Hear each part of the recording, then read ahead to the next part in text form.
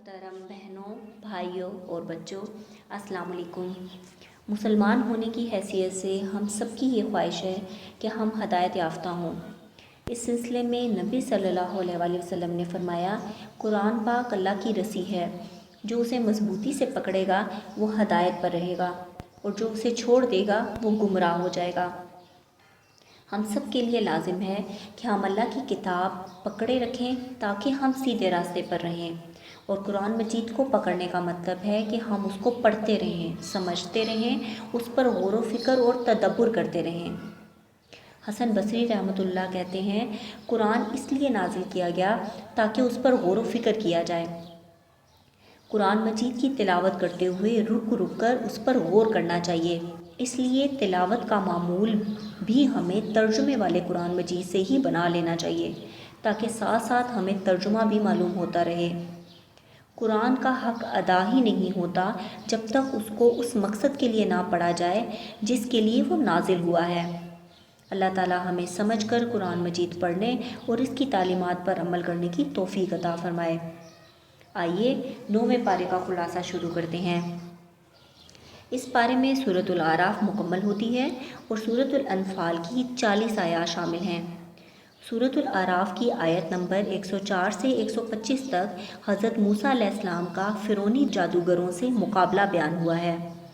حضرت موسیٰ علیہ السلام نے پہلے فرعون کو اسلام کی دعوت دی جو اس نے ٹھکرا دی، تو پھر حضرت موسیٰ علیہ السلام نے فرعون سے یہ دوسرا مطالبہ کیا کہ بنی اسرائیل کو آزاد کر دو تاکہ یہ اپنی آبائی جگہ جا کر عزت و احترام کی زندگی گزاریں اور اللہ کی عبادت کر سکیں۔ بنی اسرائیل شام کے علاقے میں رہتے تھے، حضرت یوسف کے زمانے میں مصر چلے گئے اور پھر وہیں کے ہو کر رہ گئے۔ فرعون نے ان کو غلام بنا لیا تھا اور ان پر طرح طرح کے ظلم کرتا تھا۔ فرعون نے کہا، اگر آپ سچے ہیں تو مجھے کوئی معجزہ دکھائیں۔ حضرت موسیٰ علیہ السلام نے 2 معجزے، ایک عصا کا اژدہا بن جانا اور دوسرا چمکتا ہوا ہاتھ دکھایا۔ معجزے دیکھ کر ایمان لانے کی بجائے فرعون کے درباریوں نے اسے جادو قرار دے کر یہ کہہ دیا کہ یہ تو بڑا ماہر جادوگر ہے اور اس کا مقصد تمہاری حکومت ختم کرنا ہے۔ ہم موسیٰ کو اپنے جادوگروں سے شکست دلا کر لوگوں کے سامنے رسوا کریں گے۔ حضرت موسیٰ علیہ السلام اور جادوگروں کے درمیان مقابلہ شروع ہوا۔ جادوگروں نے کہا، موسیٰ ہم اپنا کرتب شروع کریں یا پہلے آپ کریں گے؟ حضرت موسیٰ علیہ السلام نے فرمایا، پہلے تم کرو۔ انہوں نے اپنی رسیاں میدان میں پھینکیں جو سانپ کی شکل اختیار کر گئیں۔ پھر حضرت موسیٰ علیہ السلام نے اپنا عصا میدان میں پھینکا تو وہ اژدہا بن گیا اور سارے سانپوں کو نگلنے لگا۔ جادوگر جو جادو کے فن اور اس کی اصل حقیقت کو جانتے تھے، یہ دیکھا تو سمجھ گئے کہ موسیٰ نے جو کچھ یہاں پیش کیا ہے جادو نہیں ہے، یہ موسیٰ اللہ کا نمائندہ ہے اور اللہ کی مدد سے ہی اس نے یہ معجزہ پیش کیا ہے۔ تو سب جادوگر سجدے میں گر گئے اور کہنے لگے کہ ہم ایمان لائے موسیٰ اور ہارون کے رب پر۔ یہ جو کچھ ہوا فرعون کے لیے بڑا حیران کن تھا، اس لیے اسے اور تو کچھ نہ سوجا تو اس نے یہی کہنا شروع کر دیا کہ تم سب آپس میں ملے ہوئے ہو اور میرے اقتدار کا خاتمہ کرنا چاہتے ہو۔ آیت نمبر 133 میں موسیٰ علیہ السلام کی قوم پر ان کی نافرمانیوں کی وجہ سے بھیجے گئے عذاب کا ذکر آتا ہے کہ اللہ تعالیٰ نے طوفان بھیجا جس سے بہت سے لوگ مرے اور ہر گھر میں ماتم برپا ہو گیا۔ ٹڈیوں کا عذاب بھیجا جو ان کی فصلیں کھا گئیں اور ان پر جوؤں کا عذاب بھیجا، پھر مینڈک کا عذاب بھیجا جو ان کے کھانوں، بستروں، یہاں تک کہ ہر طرف مینڈک ہی مینڈک ہو گئے، اور پانی کا خون بن جانا، یعنی جیسے ہی وہ پانی پینے لگتے وہ خون بن جاتا، یوں پانی پینا ان کے لیے ناممکن ہو گیا تھا۔ آیت نمبر 134 اور 135 سے معلوم ہوتا ہے کہ جب ان پر ایک عذاب آتا تو اس سے تنگ آ کر موسیٰ کے پاس آتے، جب ان موسیٰ علیہ السلام کی دعا سے وہ ٹل جاتا تو ایمان لانے کی بجائے پھر اسی کفر و شرک میں جمے رہتے، پھر دوسرا عذاب آ جاتا، پھر اسی طرح کرتے، یوں کچھ وقفوں سے 5 عذاب ان پر آئے۔ اتنی واضح نشانیاں دیکھنے کے باوجود وہ ایمان کی دولت سے محروم ہی رہے۔ آیت نمبر 142 اور 143 کی روح سے جب حضرت موسیٰ علیہ السلام کوہ طور پر گئے اور وہاں اللہ نے ان سے براہ راست گفتگو کی تو حضرت موسیٰ علیہ السلام کے دل میں اللہ کو دیکھنے کا بھی شوق پیدا ہوا اور انہوں نے اپنے شوق کا اظہار کیا۔ جس کے جواب میں اللہ تعالیٰ نے فرمایا تم اس پہاڑ کی طرف دیکھتے رہو، وہ اگر اپنی جگہ برقرار رہا تو تم بھی مجھے دیکھ سکو گے۔ بس جب اللہ نے پہاڑ پر تجلی فرمائی تو وہ پہاڑ ریزہ ریزہ ہو گیا اور موسیٰ علیہ السلام بے ہوش ہو گئے۔ جب ہوش میں آئے تو فرمایا اے اللہ تیری ذات پاک ہے، میں توبہ کرتا ہوں اور میں سب سے پہلے آپ پر ایمان لانے والا ہوں۔ آیت نمبر 158 میں یہ بات واضح ہوتی ہے کہ کامیاب وہی لوگ ہوں گے جو حضرت محمد صلی اللہ علیہ وآلہ وسلم پر ایمان لانے والے اور ان کی اتباع کرنے والے ہوں گے۔ یہاں کامیابی سے مراد آخرت کی کامیابی یعنی حقیقی کامیابی ہے۔ آیت نمبر 172 میں عہد الست کے بارے میں بیان ہوا ہے۔ قیامت تک جتنی بھی روحیں آنے والی ہیں اللہ تعالیٰ نے ان سب کو اکٹھا پیدا کر دیا، پھر ان سے خود پوچھا کیا میں تمہارا رب نہیں ہوں؟ سب نے کہا کیوں نہیں، ہم یہ گواہی دیتے ہیں کہ آپ ہمارے رب ہیں۔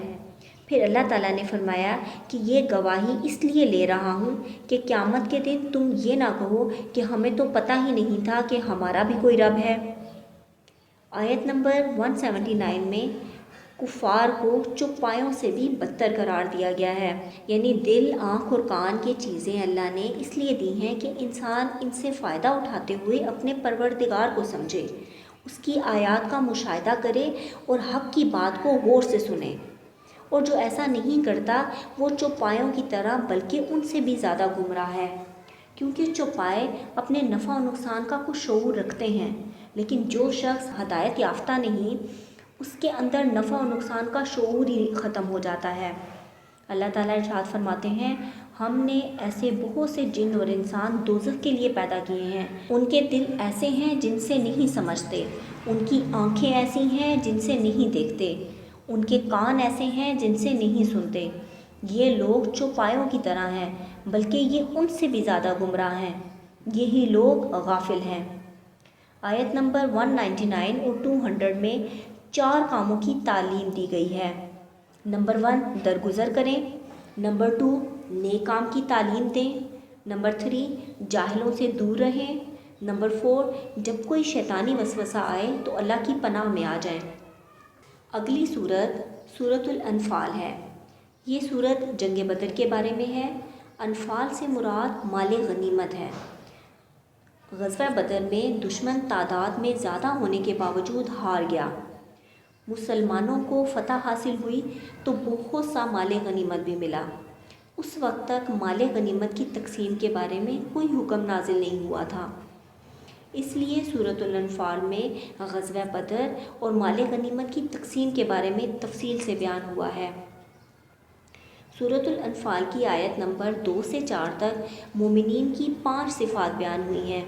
اللہ تعالیٰ فرماتے ہیں پس ایمان والے تو ایسے ہوتے ہیں کہ جب اللہ تعالیٰ کا ذکر آتا ہے تو ان کے دل ڈر جاتے ہیں، اور جب اللہ کی آیتیں ان کو پڑھ کر سنائی جاتی ہیں تو وہ آیتیں ان کے ایمان کو اور زیادہ کر دیتی ہیں، اور وہ لوگ اپنے رب پر توکل کرتے ہیں جو کہ نماز کی پابندی کرتے ہیں، اور ہم نے ان کو جو کچھ دیا ہے وہ اس میں سے خرچ کرتے ہیں۔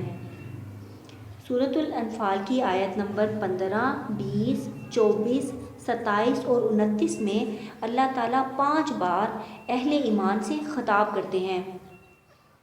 آیت نمبر 15 میں اللہ تعالیٰ فرماتے ہیں اے ایمان والو، جب میدان جنگ میں کفار سے تمہارا مقابلہ ہو تو ان سے پیٹھ مت پھیرنا، اور آیت نمبر 20 میں ارشاد ہوتا ہے اللہ اور اس کے رسول صلی اللہ علیہ وآلہ وسلم کا کہنا مانو اور اسے روگردانی نہ کرو۔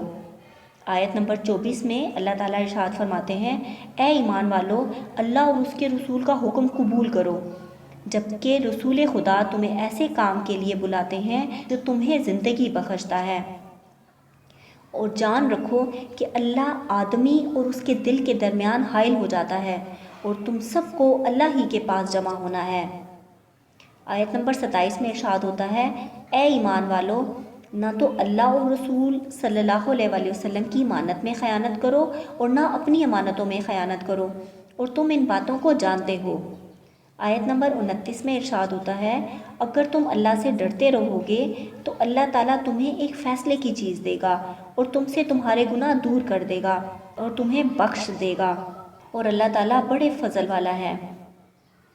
آیت نمبر 32 میں کفار اپنے لیے اللہ تعالیٰ سے عذاب مانگتے ہیں، اور آیت نمبر 33 میں اللہ تعالیٰ جواب دیتے ہوئے فرماتے ہیں کہ اللہ تعالیٰ آپ صلی اللہ علیہ وآلہ وسلم کے ہوتے ہوئے ان کو عذاب نہیں دے گا، اور اس حالت میں بھی نہیں کہ وہ استغفار کرتے ہوں۔ کہا جاتا ہے کہ مشرکین طواف کرتے ہوئے غفرانکا ربنا غفرانکا کثرت سے کہا کرتے تھے۔ الحمدللہ 9ویں پارے کی سمری مکمل ہوئی۔ اس پارے کی روشنی میں ہمیں معلوم ہوا کہ جب بھی شیطانی وسوسہ آئے تو فوراً اللہ کی پناہ طلب کرنی چاہیے، کثرت سے سجدہ کرنے کی عادت اپنانی چاہیے، ہر غم، دکھ اور تکلیف پر نماز اور صبر سے مدد لینی چاہیے، اور استغفار کی کثرت کرنی چاہیے۔ انشاءاللہ جلد ہی 10ویں پارے کی سمری کے ساتھ حاضر ہوں گی۔ اللہ حافظ۔